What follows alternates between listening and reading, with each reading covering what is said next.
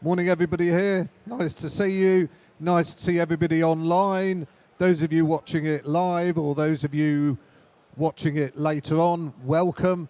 It's now day 2 in the BETT household, and I am really excited and pleased to introduce a friend, a colleague, Stephen, who I'm sure doesn't need a lot of introduction, but also is very happy to talk to you. And really, you don't want to listen to me, so it's over to you, sir. Oh, thank you, and thanks for being here. Online people, they got the goodie bag, so you should have come. What can I say? You know, a good goodie bag. So I want one. So we got a little bit of time and then some conversations, perhaps. And the focus, obviously, is on. It's way more than just CO2 because you know there's a lot of talk about CO2 at the moment, but it is way more complicated than that.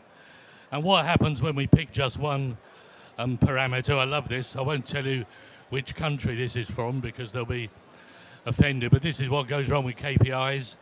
So this is a country not in Europe, and they have a KPI for how many computers have you got per child, but they didn't include a KPI for how many power supplies have you got. So they've been there for 2 years when I came into the classroom, and none of them have been turned on because there's no power, you know. But they take their KPI. So if all we've got, oh, hi there, look. If all we've got is just one number, CO2, we're going to be in trouble. So let's start unpacking the complexity of it. It's nice for me to be here. I don't get out much these days, although I think next week I'm in Spain, then Florida, then Colombia. So the world's moving again a little bit. Usually I work from, this is my office at home, my home learning space. You'll see it has a slide, even though I'm very old. And most of the schools we work in have slides too. And there's a good reason for that because it gets the blood whizzing around your head. You don't, the blood goes round and the oxygen gets into your head and the little neural pathways all start buzzing. And, you know, when we put slides into schools, people say, what about the professional development? Professional development's really easy. The teachers just have a glass of gin and jump out of the window. You know, it's like, you know, it's my kind of, don't do this at home. Well, actually, no, do this at home, you know. So we've been over a 5, 6, 7 year period unpacking the variables of the classroom. And if you wander onto the learner just stand just behind here, you can see the history of some of our little Internet of Things boxes that have been at BETT over the years. And let's start with some of those variables in the class. Let's start with sound because, you know, people have all sorts of interesting classrooms. This is one of many. Big, it's open, it's got shiny surfaces. What's going on with sound in those spaces? Here's some really interesting data. Stretch that out a bit. So here you can see 92 kids on the yellow line. The day starts here. I beg your pardon, the day starts here. I'm so used to Zoom, my whole world is in reverse these days. You know, it's like hang on a minute. So the 92 kids all come in and start chatting to each other. Hello, mate. How was your day? You know, did your dog die? Oh, sorry. And then look, the decibels here, they just kind of get on with their day. And it's quite a long morning. And look, this is 60 decibels. That's quiet. That's quiet. Just a learning murmur, you know. Then they have a little plenary. The teacher calls them together. They go to lunch. They come back. Oh, did you get the pudding? Was it good? You know, another little shout. And then on they go. Traditional classroom, 27 kids in this case. And they come in. Nobody says anything to start with because there's a seating plan. You know, we've sat next to each other forever. Oh, we have actually, yes. And, you know, we ran out of things to say a couple of years ago. Then as the morning goes on, we start getting a bit more, you know, truculent. I think would be a gentle word. And the school told me, by the way, kids have to go to lunch early because no child can concentrate for a whole morning. Oh, yes, they can. You know, it's all about noise, you know. And so they're allowed, they go to lunch, they come back. In the afternoon, noise, shut up, noise, shut up, noise, shut up, noise, shut up, noise, sod off, go home, you know. So the learning bit is about here, isn't it, really? Now, how do we fix noise is really, really easy. The way we fix it is we've got these amazing computers. They are supercomputers. They're called children, but you'll recognize them from the neural processing. And we say to them, it's Hargrave Park in Islington. They put a little, it's a clapped out old iPad that doesn't do Bluetooth anymore, so we just run a decibel meter in it. If they can keep out of the orange bit for the morning, they go to lunch 5 minutes early. And they're in charge of sound. You're not. There's no, will you be quiet at the back? None of that. You two will just go off, have a little, shush it down a bit, and off we go. And it really, really works. Tomorrow somebody else will do it, and tomorrow somebody else, and tomorrow somebody else. And that just works across the board. Let's go to CO2 next, because that's, that was on the slide thing, and CO2 is complicated. So here's some CO2 data. Again, this is, make that a bit bigger. Oh. Loving this screen, by the way. So kids come in the morning, they start to breathe. I mean, hopefully they start to breathe. And these are parts per million. Your brain is suboptimal above 1,000 ppm. So there's the line. And of course they start breathing, and up it goes. Then little break. CO2 is a heavy gas. It's like the Arnold Schwarzenegger of gases. They'll be back, just kind of sits there. Then off it goes again. They go out for lunch. After lunch, they open the windows. We'll come to that in a minute.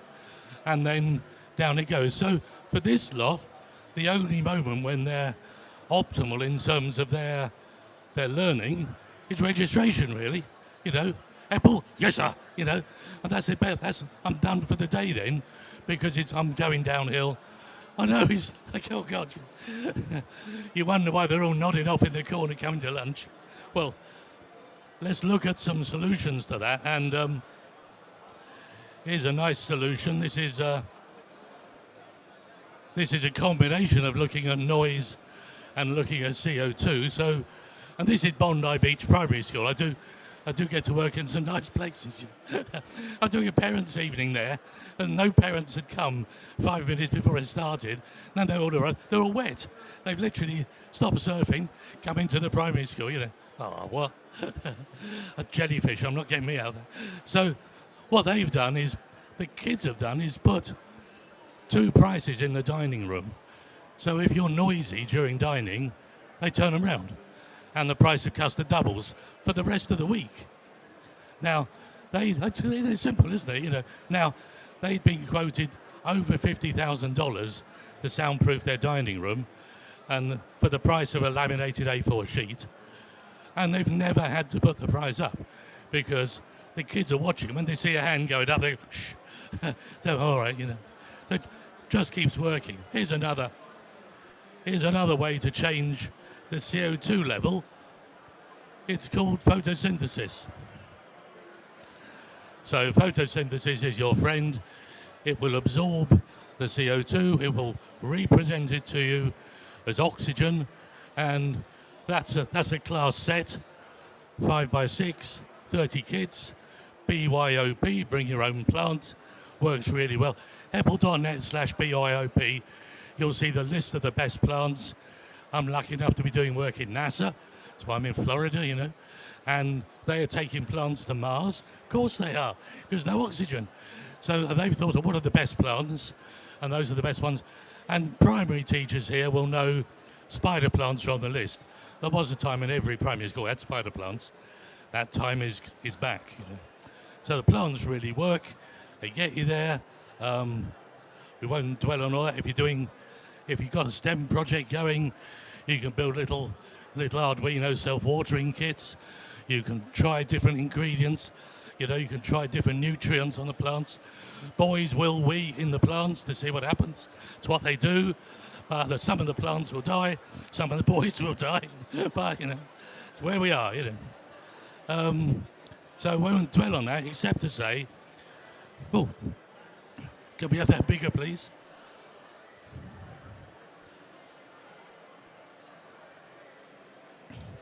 So here are CO2 levels in a classroom across a term or a year.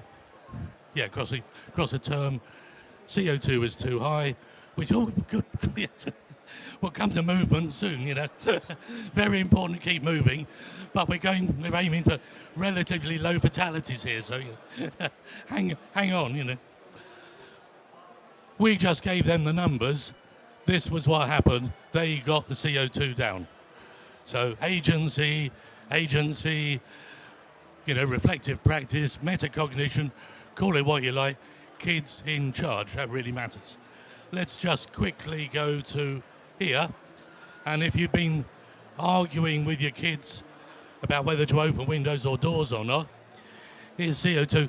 CO2 here as a marker for COVID aerosol droplets because they weigh very much the same. So this class here, 9 o'clock, beginning of the school day, kids come in, their little registration moment, then they're gone, you know, but they're still breathing. Windows are shut and doors are shut. And you can see it's off and away, you know, the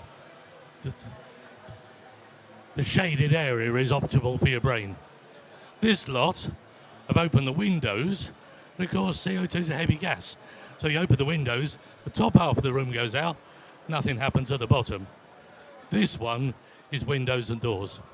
So, you know, it's a no-brainer, isn't it? Well, you can see. Now let's scamper on, we're going to be out of time. So just while you're on that, it's worth reflecting that those aerosol droplets particularly come from toilets. So if you haven't put lids on your school toilets, the aerosol plume from a school toilet is about 5.5 meters, which is about me to you. So I flush, you get COVID. Yeah, well, what the kids love, of course, is when you tell them that in their house, if they've got a toilet in the bathroom, if they don't have a lid on their toilet, there will be fecal matter on their toothbrush, of course.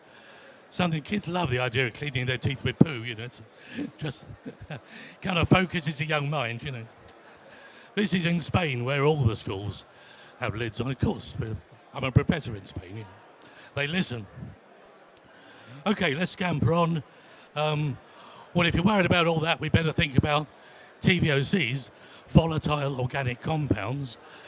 Who's really old here? Peter is. You will remember. Not as old as me. Peter will remember Banda, spirit duplicator. Some of you will have been at school. They made a great cocktail, actually. Really good. You know. A couple of olives and a drop of tonic. You're away, you know. It's a poor man's tequila. But you remember when you gave out the worksheets, the kids would sniff them all. And they sniffed them because volatile organic compounds, when you take the top off your whiteboard marker, you get the same thing. Unfortunately, total VOCs affects your cognitive processes, slows you down. And we'll put some numbers on all this in a minute, but we're not talking 1 and 2% here. We're talking huge amounts. Get the examination room right, and I'll give you 5 to 7% on your exam scores across the board. You know, those are the numbers. I mean, huge, and bigger still. So this is volatile organic compounds in the morning of school. What's going on here? COVID cleaning is what's going on here.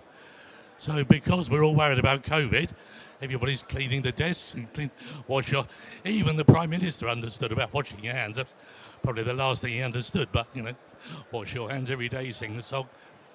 Unfortunately, look at what it does to the kids' brains. You're cleaning the room, but you're brainwashing the children. So it's, damn, you know. Just say to the cleaners, would you mind doing that at night, please, not in the morning? So these are simple things, folks, you know. They're really not hard. So scampering on.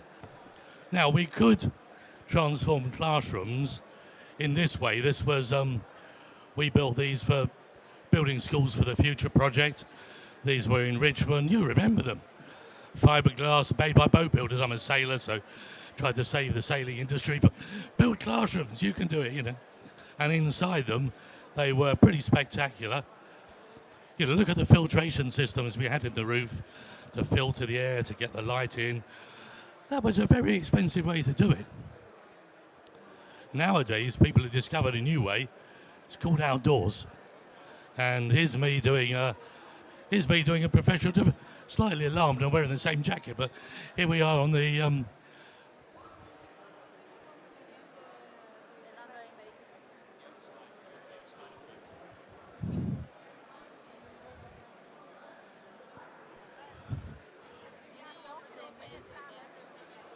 oh, I'm sorry. Well, I'll open the others. I'll get there. Hang on. How about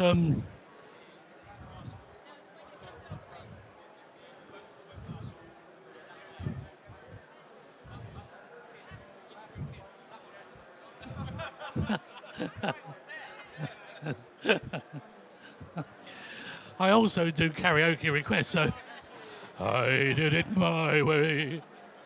I've lost it now. There it is. Yeah. There you go. Listen, these pictures are all on my website.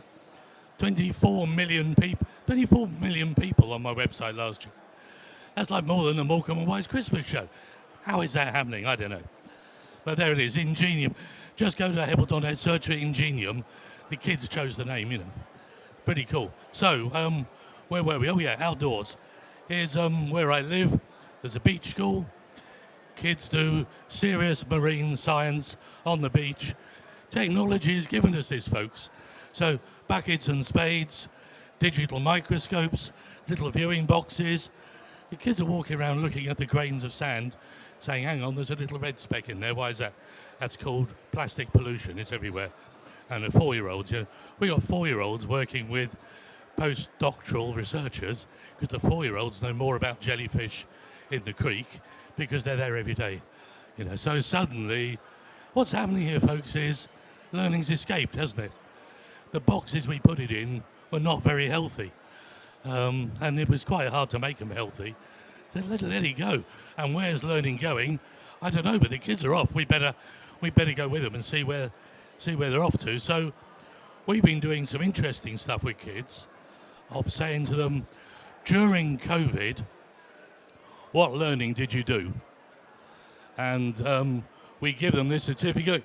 You go there, you ask the kids what they did, and it generates a certificate, free certificate. Tens of thousands of kids all over the world printing this off. We're sitting on a database of everything the kids ever did, which is nice, you know. We ain't got time to look at the data. You can have a look at the Wordle, you know, and basically they did 3 things. Firstly, the kids went for depth, not breadth. Out of all those tens of thousands of kids, no child said, you know what, I've covered the whole width of the curriculum. It's almost unbelievable, isn't it? But they did say, oh, I've so got into rocketry and I've sent an email to the International Space Station, you know. So depth, number 1. 2, they were doing it together. You know, you did it with me, even when you got back on the stool, you know. We did it all together. And age was not a factor in all that. Young, old, learning elsewhere. And thirdly, it was connected. So they're doing it with other people. So you want to know what learning looks like in the future, turn the kids loose for a year and see where they go. That's what it looks like. Depth over breadth, connected and doing it together. Now, you know, where's collaboration? Where's connectivity? Where's stage and not age in our curriculum? Well, you know it'll be there soon. And we're building schools. Lisa and I, where is she? There we are, there at the back. We're building schools all over the world. This is, if you don't know about Linfield Learning Village in New South Wales, just go and Google it. Stage, not age. If you're a kid, you go as fast as you like. State school. If you're really good at maths, go and sit with him. He's good at maths. You know, if you're crap at maths, go and sit with him. He's terrible. But maybe he'll come and help you because he can see what you're doing wrong. Stage and not age. And honestly, you say this to ministers, they think you've come from the planet Zog, but every family runs on stage not age. Every scout group, every church choir, every football club, everybody runs stage not age apart from schools where we built this artificial. Well, if learning is escaped, it's escaped from the age structure as well. So it starts to get really interesting, all this, because we're starting to say, well, hang on a minute. could we design better schools? Here's a bunch of kids who are doing a research project about their classrooms, and they're saying our hypothesis would be that the newest classroom would be the best. How wrong they were. It was the CO2 was bad, the light levels were wrong, the VOCs. If you're in a classroom, I'm sorry if this is you, but if you're in a classroom with carpet tiles, as soon as you get about 27 degrees, the solvent that glues the carpet tiles down starts to leach into the atmosphere. So if you've got a bunch of kids doing their high stakes test in a room with carpet tiles, 27 degrees, it starts to leach in the air. Worse still, if you're doing 3D printing, you want your filament to be 27 or 28 degrees, because that's when it's flexible. And of course, at that point, the carpet starts to gas the room. So this is really complicated, all this stuff. But actually, if you just go out of doors, the complications all stop, you know. So, golly gosh, looking at time, I don't want to go on too long, but 3 more things to look at, I think. First of all, who helps us as teachers to get our heads around all that? And the answer, it turns out to be kids. So this is in Spain, this is my university in Spain. We put in these Zoom bars, so you can just sit down and Zoom to anybody and they're in a U shape. The loudspeakers are up in the ceiling, so the sound comes down, not out. These are colleagues and university students learning how to use the space. And the learning design is being led by these 3 here, these 3 primary kids, because they've done more of it than anybody else. And they know that you don't stand at the screen talking outwards. You stand over here talking towards the screen, and then your sound doesn't go that way. So they know. And I mean, who would have thought that wise old Spanish professors would sit down and listen to 9-year-olds? Of course they do, because they recognize the kids know what they're doing. And here's maybe another example. There's how do we do 3D printing? Notice no carpet tiles. The kids are leading the session. Here are the teachers in the school. So back to what I was saying in the beginning, our secret weapon in all this really is the little blighters. Here they are, you know. And the tools they've got is really interesting. The tools they've got are really not the ones you expect. They're I'm doing work in Indonesia, the Philippines, Cambodia, and Vietnam at the moment. One of the things we're doing is surveying how everybody connects to the internet as teachers. These are teachers' connections, and the red spots are all mobile phones. So, you know, if you like, your world has gone from portrait, from landscape to portrait. Look around the show and see how many people have got their heads around that. One last thing, Peter. And then, Okay. it's not Steve Jobs, it's not an extra giveaway, but the last thing is only this, which is when we said to all our parents in Spain, we'll support you on any course you like. Here's 7,500 Coursera courses. We'll pay. What do you want to pick? These are the top ones at the moment. Oh, yeah. These are the top ones. And look at it. This is parents wanting to be their best selves, alongside their children wanting to be their best selves. And there's an accelerator when they both do it together. So learning's escaped, learning's coming home. And the reason I'm standing here with Peter is because if they're going to come back to schools, and it's an if, not a when, the school has got to be the clubhouse of learning. It's got to be like the gym. It's got everything that you could possibly need to be your best self. Hi. There's everybody here. How nice. Thank you so much, Stephen. That's enough, isn't it? It's brilliant to listen to you speaking. Do we have any questions? Anybody would like to ask anything? Or I know Stephen is available and I'll be chatting with us later on this afternoon as well. So if you... One there. Oh, question? You have to use the microphone. Use for the the people. microphone. No, they can't hear you on the stream. Okay. I feel quite inspired listening to you this morning. Thank you. And I think changes for us personally have been brought into our school. We've now got CO2 monitors and things, so I would be interested to find out more and wanted to know if you visit schools and whether there's a professional learning opportunity. So, well, I do all that. I mean, I do that for all of Islington, for example, and all of Madrid, you know, so there's a... well, What about a Welsh school? yeah, well, I used to be a professor in University of Wales in Newport for years, so I could even speak about... I just about buy a drink in Welsh, which is enough, you know. You get a free Welsh cake, you just got to order the drink, you know. However, it is worth just saying that we're also doing all this with the health service as well, and I think suddenly all the questions about how do we learn, what does it look like, health is asking too. So it's really interesting. In schools we're looking for healthy children. In hospitals they're looking for learning staff. Lisa and I are just taking over the top floor of Southend Airport and turning it into a learning clubhouse for health, and we're doing it with local schools as well. So this is really, really interesting where this is all going, you know. Thank you so much, Stephen, and thank you everybody for listening. Thank you everybody online listening. We'll be back later. We've got lots of other talks during the day, so You should have been here. Hold up your goodie bag, show them what they're missing. thank you. Oh, look, you know. Thanks everybody. Have a great show.